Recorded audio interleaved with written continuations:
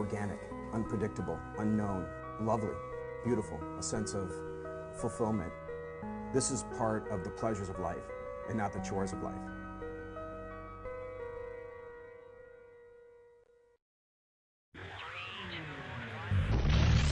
Coming up on Daily Iowan TV, a murder trial continues. Hear about the latest developments in the case of a man accused of killing an Iowa City landlord. And a downtown officer. See why you may be seeing one cop a lot more on the weekends. And in sports, brands, basketball, and a Big Ten Player of the Week.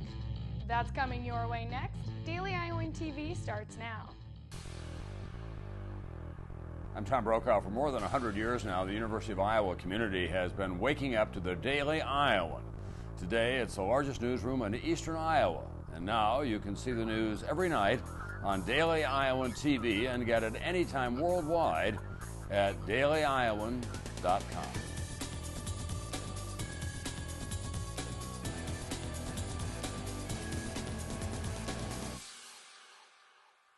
Thanks for tuning into your Tuesday edition of Daily Iowan TV. I'm Lauren Moss. And I'm Nicole Meehan.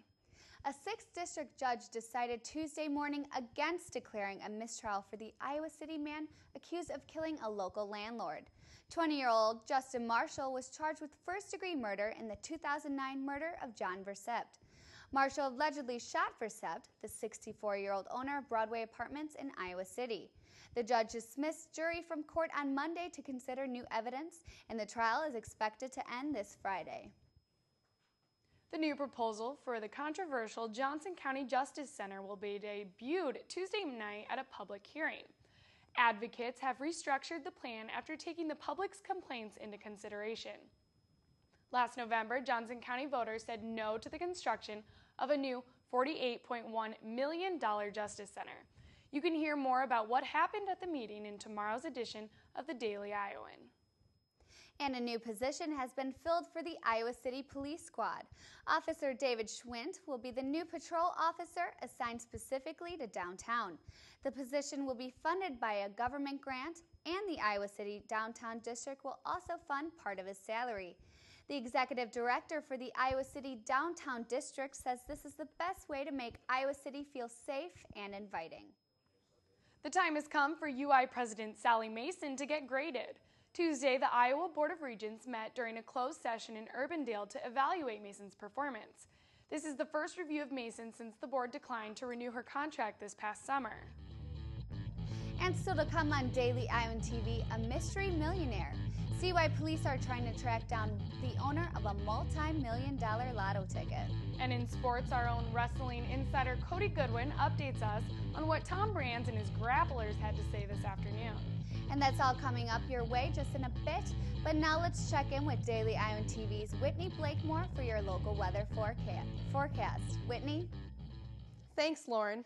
Well, today we hit record highs at about 60 for this time of year. But don't let that warm weather fool you, as a major cold front and snow is heading our way. This Iowa weather couldn't be more unpredictable, as last night we witnessed a thunderstorm, and now tomorrow morning will bring about 70% chance of snow and temps around 27. As we head into the afternoon, the temperature will continue to drop to about 21 degrees, and the snow is still coming down. As the day draws to a close, the snow will end, and expect temps to hit a low for the day at 16. Now, unfortunately, that weather is going to be sticking around for the next couple of days. If you think tomorrow will be cold, Thursday's temps will only hit a shockingly 10 degrees, and the low for the day is 1. It will start to warm up by Saturday with a high of 30 and a low in the mid-20s. By Sunday, the temp will rise to a high of 37, but as Monday rolls around, look out for some snow, as there is a 40% chance. So make sure you bundle up the next couple of days, as they are going to be cold ones. That's all I have here for weather. Back to you guys at the desk. More Iowans may soon be eligible for financial help from the government. Iowa Democratic legislators are pushing to expand Medicaid in Iowa. If expanded, as many as 150,000 people could be added to Iowa's Medicaid rolls. This would include mostly low-income adults without children. And students of the Tippie College of Business have seen an increase in the number of students joining Tippie organizations. At the Tippy Clubbing Spring Organization Fair held on Tuesday, club representatives said that they had more students visiting their tables in the first half hour compared to last year. And it's not just because of the free cookies and hot chocolate. I think we've had about 10 show up, and it's only been a half hour so far, so it's a good turnout so far. It's all indoors. It's encompassing the first floor, meaning that even if you didn't want to go to the fair, you can't avoid it because you're walking past tables and cookies are far too enticing to pass up. I think so far everybody that I've talked to has said they're going to come tonight to our informational session. So I think, yeah, we'll get a lot of great people. Everybody I've talked to so far has been really positive and looks pretty good. So. And the fair lasted for 2.5 hours, and club members called it a success. A mystery millionaire may be walking around in Iowa City. Iowa investigators are looking into phone and email records, hoping to unravel the mystery behind a hot lotto ticket purchased at a Des Moines gas station. Police are still unsure of who withdrew the $14.3 million ticket in 2010. One man had previously stepped forward with a ticket, and then he walked away from the jackpot. Lottery officials said they would not pay the jackpot until they were satisfied the ticket was legally claimed. We asked Iowa City locals what they would do if they won the jackpot. Probably a new car, a brand new, like a Lamborghini or something. Oh yes, that would be my splurge. And only a few days remain until one of the biggest events at the University of Iowa, and 6-year-old Lauren Ballard from Bettendorf is just one of those kids ready to boogie. Lauren was diagnosed with cancer at the age of 2, but is now in stable condition. She will be singing a song called We're Going on a Sleigh Ride in the Dance Marathon Talent Show. For more Dance Marathon profiles, check out the print version of Daily Iowan. And now let's take a look at what is happening around the world. The United States military is planning to build a new base in Northwest Africa. The base will have surveillance drones watching over Islamic militants in the area. Military officials say setting up a base in Niger, Africa would allow the U.S. to help our French allies fight al-Qaeda. Some American troops are already in Niger training local forces. And nightclubs in Brazil are receiving special attention from the government after a fire killed 230 people last Sunday.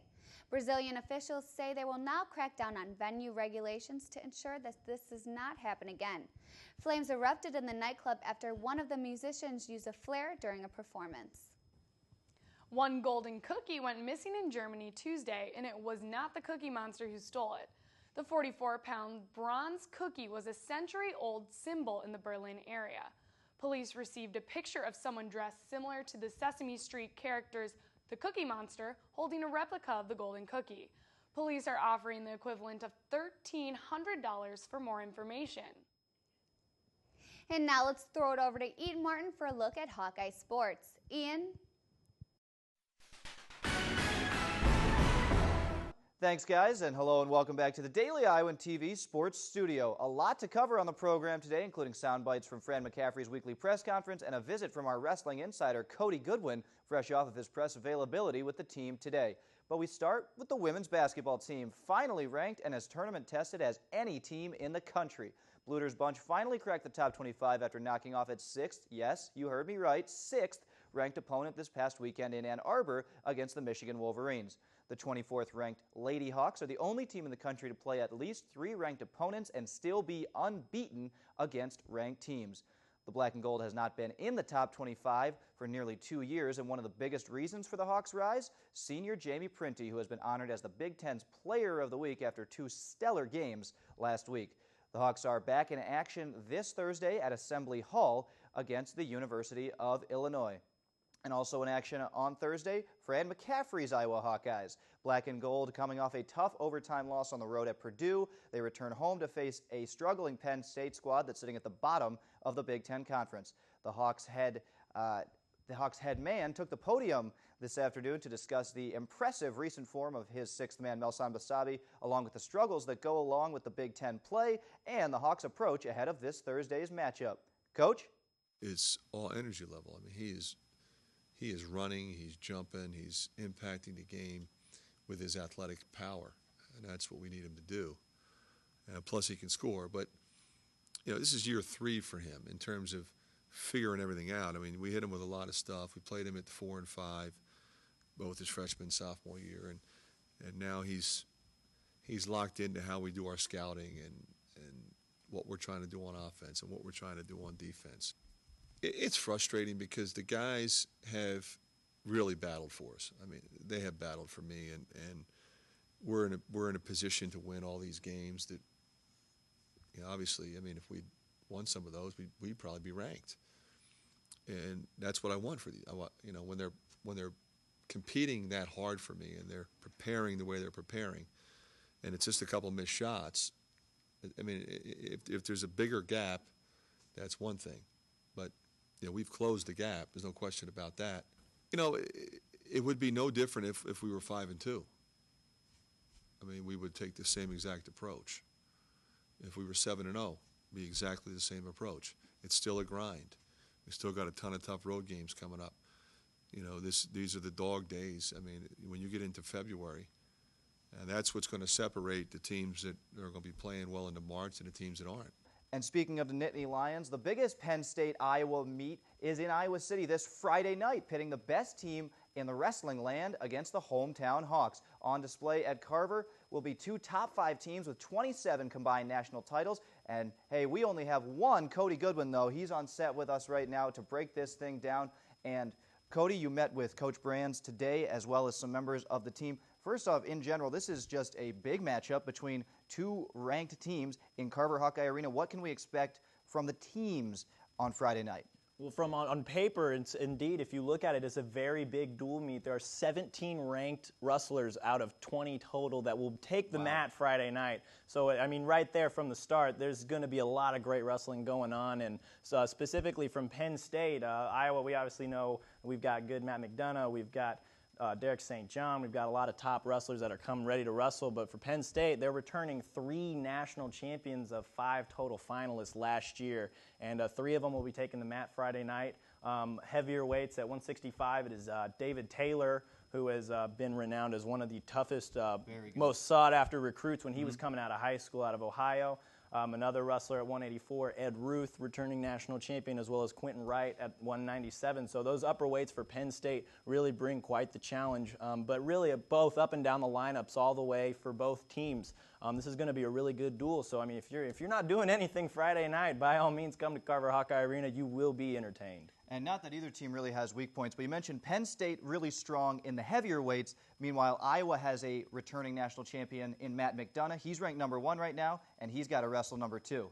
Indeed, he does. It'll be the first time Matt McDonough will wrestle Nico Megaludis of Penn State, who is ranked number 2. The last time these two met was in March last year in the national championship. Matt McDonough was able to best him there 4-1, but Megaludis has gotten a lot better. He was just a freshman then. He's a big bad sophomore now, and he's gotten a lot better. Matt McDonough told me personally today that he's gotten a lot better. That experience is going to help him in Big Ten wrestling, especially Iowa Penn State. You know, you can't take anything lightly, especially between those 2 lightweight superpowers. Well, that'll be a great one to start it off, and it will be consistently solid wrestling all evening on Friday night. Well, hey, thank you for coming in, Cody, and that's all for us here in the sports studio. A whole lot more coming up for you tomorrow and the rest of the week as we ramp up our coverage heading into a huge weekend of Hawkeye athletics. Back to you guys at the desk. Thanks for that, Ian. And only with Daily Iowan TV can you get a sneak peek into Wednesday's pages of the Daily Iowan. Read about how Senator Harkin formed ties with the University of Iowa. And check out more dance marathon coverage as we count down the days to the big events. And that's your latest edition of Daily Iowan TV. Be sure to check us out tomorrow or anytime online at dailyiowan.com. Thanks for watching and have a great night.